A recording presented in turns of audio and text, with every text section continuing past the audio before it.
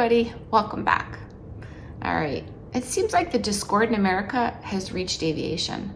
I'm seeing more and more conflicts between air traffic control and pilots, and I'm not really sure why this breakdown in communication is happening.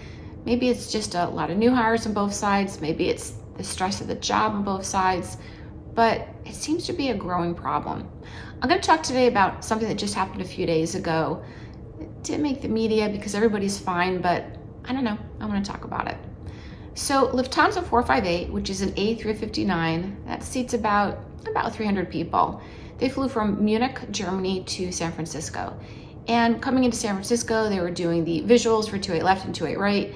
The pilot informs the controller he cannot accept visual separation at night per company regulations. This is very common in Europe. And the controller, he just couldn't make a gap for him. He couldn't get him in, and he ended up forcing the aircraft to divert to Oakland after a 12-hour flight. You know, I don't know. Let's take a look at this video and we can discuss it. I would like to say thank you to VAS Aviation, Victor over there. This is his video. I'm just putting my commentary on it. So thank you, Victor, for allowing me to use this. All right, here we go. Lufthansa 458 Heavy, depart course heading a 100, vectors visual approach runway 28 right. Lufthansa 458 Heavy, depart course heading 100, due company procedures, you are unable visual approach at that time. Lufthansa 458 Heavy, say the last part again. Lufthansa 458 Heavy, our company procedures forbid visual approaches at night, so request standard ILS. Okay, Lufthansa 458 Heavy, if that's the case, then there will be an extended delay. Don't just remain on the arrival. 458, if that's the case, that's the case. Lufthansa 458 Heavy, roger, stay on the arrival, maintain 1000. Lufthansa 458 Heavy, we stay on the arrival, maintain 1000. 58 Heavy, ILS 28 left, thank you, sir. And Lufthansa 458 Heavy may be reduced to 20. Lufthansa 458 Heavy, approved as requested. 458 Heavy, thank you, reducing.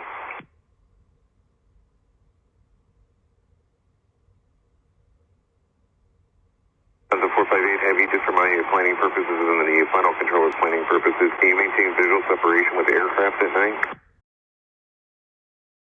Can you maintain visual separation with aircraft at night?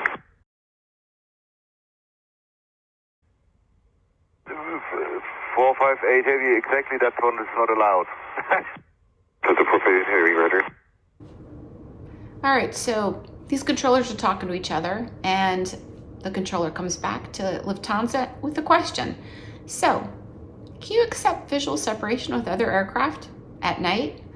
Now, I'm not really sure why the controller wouldn't know the answer to this. Lufthansa does come in every night. Company regulations, they are not allowed to visually separate themselves at night. Most European carriers have the same regulations, but the controller asks him this. I think the bottom line is the controller is trying to determine, in the end here, who's going to be responsible for separation. Is it going to be you, or is it going to be us? Now, I see what's going on. I was based in San Francisco.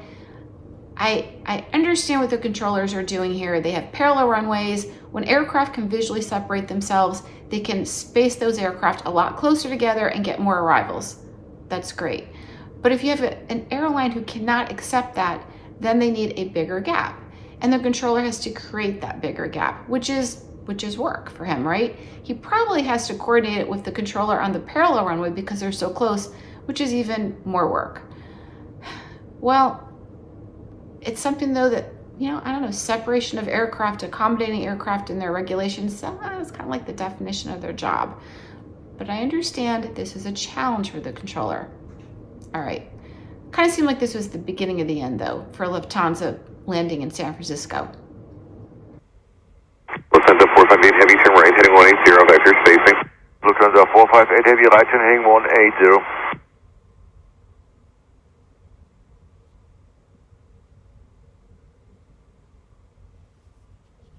And Orca Lufthansa 458 Heavy, if you're not set up for base 2, we will have to declare fuel emergency, and that will really suck up your sequence. Okay, we got steps on there. Scott 6534, do 210. clear speed 210, Skyway 6534. Lufthansa 458 Heavy, say again. Lufthansa 458 Heavy, we are running slowly but surely out of fuel, so we need a setup for base soon or your sequence will be, Okay, Lufthansa 458 Heavy, what is your divert field? It would be Oakland. Okay, Lufthansa 458 Heavy, you need vectors to Oakland? No, but I just don't understand why everybody else is taken. My company forbids visual separation at night, so what is the problem here? So the pilot lets the controller know, hey, this is just going on too long. We're running low on fuel. And he throws out the big E word. Boy, did that backfire on him. The controller did not miss a beat. What's your divert field? What's your divert field? The pilot didn't say anything about diverting. He's trying to get into San Francisco. The controller didn't even ask him what his alternate was. He just immediately went right to, well, I'll just send you to Oakland. It was the perfect opportunity to just, oh, well, he's running low on fuel. Got to send him to his divert airport and get him off his plate. And, that's basically what he did. Lufthansa 458 Heavy, I can't have this conversation with you. You either need to divert to Oakland or you can continue to hold. It's up to you, sir. Okay, you promised me 10 minutes. That ran out 4 minutes ago, so how many more minutes? Conversation is over. Lufthansa 458 Heavy, stand by. The pilot didn't even get to make the decision here. He needs real information to make a decision, like whether he's going to continue to hold or whether he's going to go to his alternate airport. And the controller wasn't giving him any reliable, solid information. The pilot had no choice. His hand was forced. He had to go to Oakland.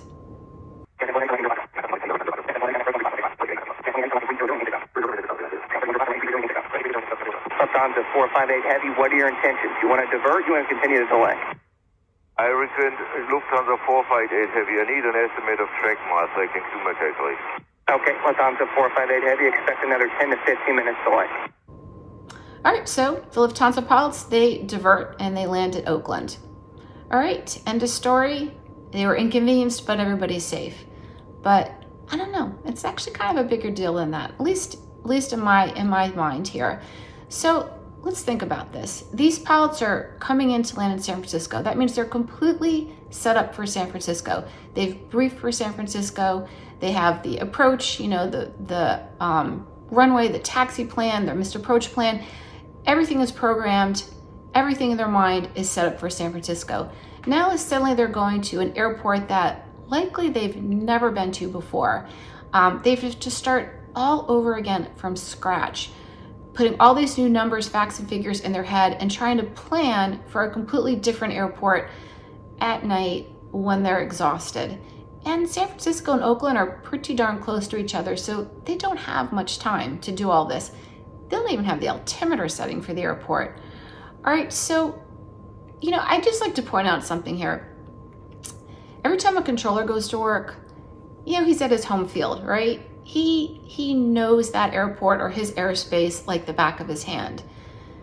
Now, a pilot, every time a pilot goes to work, especially these international wide-body pilots, they're a foreigner in a foreign land. They're going to different countries with all different rules, different procedures.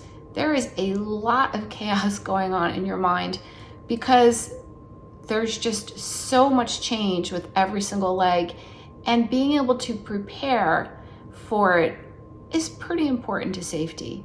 So yeah, I don't like this. I don't like the way this all happened. Okay, so something else that is on my mind here. So Lufthansa, their company doesn't allow their pilots to take visuals at night. Quite a number of European carriers have this in their regulations, and I don't know, they might be onto something here. We do have a high number of incidents involving aircraft taking visuals at night, and that doesn't happen over in Europe. One that comes to my mind is FedEx 1170. That's the 757 that landed in Tulsa, Oklahoma on the wrong runway. They were assigned 18 left. They landed on 18 right. 18 right is a much shorter runway. They almost went right off the end. They did not. They cleared the runway and they informed the controller they had landed on the wrong runway. And the controller was completely unaware. This aircraft had flown downwind base and final, all for the wrong runway. The control tower is in the center of the airport with a runway on each side of the tower, and they did not notice that FedEx, the only aircraft they were working in the air, was lined up and landed on the wrong runway. Now, I will say the FedEx pilots, they did a great job. Afterwards, they pulled the CVR to make sure that the cockpit voice recorder was not taped over, and that was preserved for the investigation. They filed an FSAP, full disclosure, became an AQP. It was a big learning lesson for everybody, but you know, these things happen. All right, another example, Air Canada, 759. So that was the A320 that almost landed on the taxiway in San Francisco. So this aircraft was coming in, they were assigned 28 right, and 28 left was out of service. The runway lights were off, so it was dark. They had construction equipment on that runway that very much looked like a terminal building. So the pilots, you know, everything goes back to like your muscle memory and routine and what your expectations are. They're expecting to see two parallel runways, and with 28 left out, the two parallel runways that they saw were 28 right and the taxiway that paralleled it. That taxiway was very well lit. There were a lot of aircraft lined up on it. And from the air, in the dark, flying a visual, that taxiway looked like the parallel runway to the right, which is the one that they were assigned to land on. The pilots came all the way down, did not realize it was the taxiway, until apparently a United Airlines aircraft that was on the taxiway said something over the frequency. The Air Canada flight sent themselves around. The controller never saw this, never noticed that this aircraft was lined up on a taxiway. They sent themselves around, and boy, it was close. There was a lot of airplanes on this taxiway, and I believe that Air Canada flight missed, there was an A340 on the runway that's got like a 45-foot tail. It's a very, very big aircraft. They missed hitting that A340 by like only 10 or 15 feet.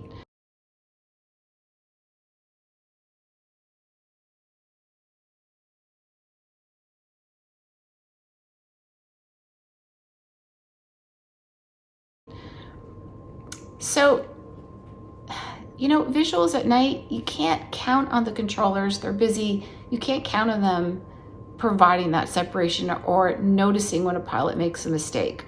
So, I don't know. Maybe Europe is onto something. All right, I'm just going to talk about one quick incident, and then I'm going to be done, I promise. And this one is my own. I was coming into land. This was a few years back, coming into land into Washington Dulles on one left. It was at night. We accepted a visual. It was the end of a very long day. We were tired. And I tune in the ILS as a backup for, you know, vertical and lateral guidance, but we're flying the visual. Well, as I'm on final, my indicators just kind of went crazy. I got a ghost glide slope, and then everything just pegged out. So wasn't sure what that was all about, but just flipped everything off and just looked at the runway and landed visually. It was no big deal, but I did tell the controller, you know, after landing, you know, I think there's a problem with the ILS. And the controller came back and said, no, we just turned it off. Like while we were on final, they just turned it off. So I tried to explain, well, you know, even though we're cleared for a visual, we're still using our instruments. We're still looking for that guidance on our instruments. And the controller was not hearing it. So I wrote a letter to the airport, to the controllers, you know, a nice letter, just letting them know that even though we're on visuals, we're still using our instruments. And they posted the letter in their break room, and somebody gave me the letter back. And apparently there was, there was a lot of handwritten notes all over my letter, all sorts of derogatory, really nasty things about pilots, and just, it was not helpful. And they didn't want to hear it. So, all right. So I accept that, but it does kind of have me wondering, you know, like pilots, like we have to go through CRM training, which is cockpit resource management, which means that we're constantly being taught how to work together, be a team member, really think about what the other employees are doing and their perspective, and, put all that together to increase safety in every way that we possibly can. And I don't know, I kind of think maybe we should include air traffic controllers in that mix, right? Maybe we should bring them in and we should do a little bit of training together so we can understand each other's perspectives and each other's challenges and what we're all doing there. Because everybody wants every aircraft to land safely. And, I have no doubt of that. So we can always do things better and always come up with new ways to increase safety. And I don't know, these incidents just kind of have me thinking. All right, well, good night, everybody. Thank you for hanging in there. For those of you that are still here at the end, I very much appreciate it. And everybody, have a great night.